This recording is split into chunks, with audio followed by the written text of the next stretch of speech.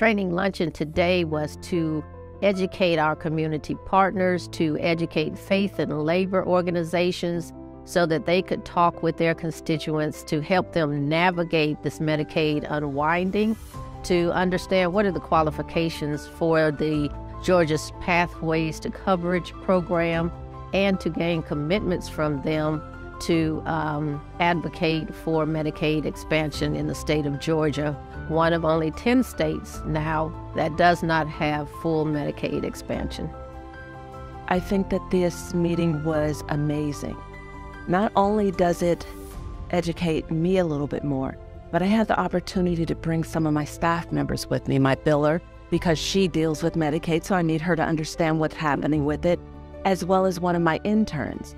And now my intern said to me, well, I wanted to go into clinical social work, but now I understand that you have to be an advocate even in clinical social work. And so I want people to understand that no matter who we are, if we don't advocate for ourselves, who's going to?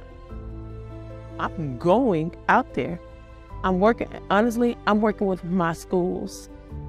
Even though I live in Sandy Springs, which is up in the Metro Atlanta area, when I leave here, I'm going to contact my principals that are down in the Savannah area, which is Chatham County, some of the ones that are in Hinesville, and just make sure that they are aware of what's going on and make sure that their parents are aware.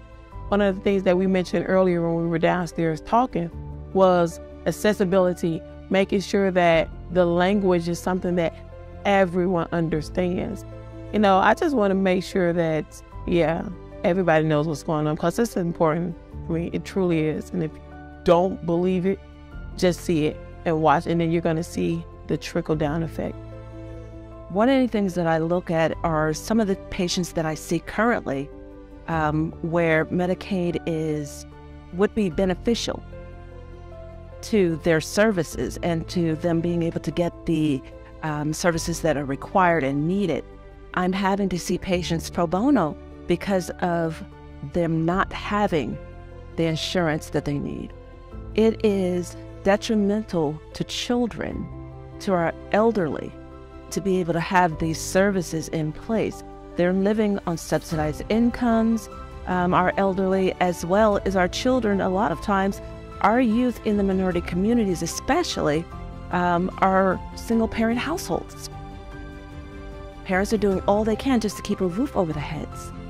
There are countries where we have insurance throughout. It's not an issue. I'm not understanding why we have that issue. I would ask Governor Kemp to think about his message that he gives to businesses, and he touts across the nation that Georgia is the #1 state to do business. And if Georgia is the #1 state in which to do business, Georgia needs to have a healthy workforce to support those businesses.